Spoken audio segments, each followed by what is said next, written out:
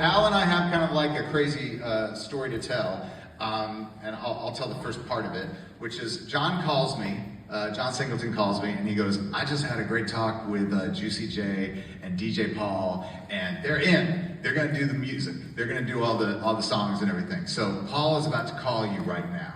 He's going to call in the next like 5 minutes. And so I'm sitting there and I'm waiting, and I get a call, and I hear, what's happening with you, man? And I was like, man, can you believe this? And he's like, yeah, man, everything's good. And I was like, can you believe we're making this movie? And I hear, it's all right, though. Yep. It's all right, though. I got to tell you the position I was in at that moment. Okay, go ahead. So I'm at the car shop with my brother. He's taking his car to get checked out. So I'm sitting in the car as he goes in to talk to the people. And that's when I made the call to Craig, just to say, Craig, what's happening with you, man? What's going on? Just checking on him. I don't think this is Al Kapone at all, because I think it's Paul, right? And to hear this conversation where I'm totally talking to Al about something he has no idea what I'm talking about, you know. And finally, about halfway through this call, he's like, Craig, what are you talking about? What's happening? Yeah, I was like, exactly.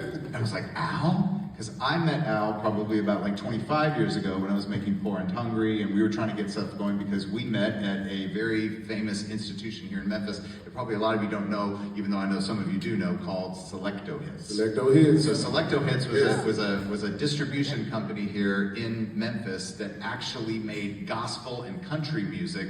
But in the 90s, what happened? Rap popped up and took over, man. That's what happened. And then basically local rap producers started distributing their own music and their own albums through Selecto Hits, right? So I went in there to get blues music for Poor and Hungry, but I was like, man, who is Kingpin Skinny Pimp? Who is Bright Sheep Black?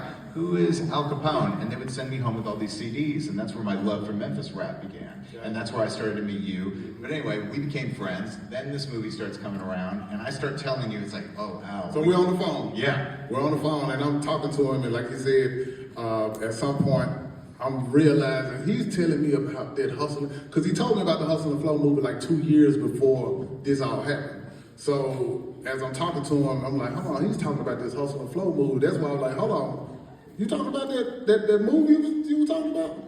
And he knew nothing about the fact that like John had basically financed the movie, and on the phone I was like, Al, here's what we're gonna do. We're gonna hustle this situation is what we're gonna do, because John Singleton's landing, I'm supposed to drive him directly to Hypnotize Mind Camp, which was right there across from the street of 201 Poplar. Yep. That's you know, Chicken Heads and all your favorite songs, right there in the backyard of 201. Right, now you can see it right there.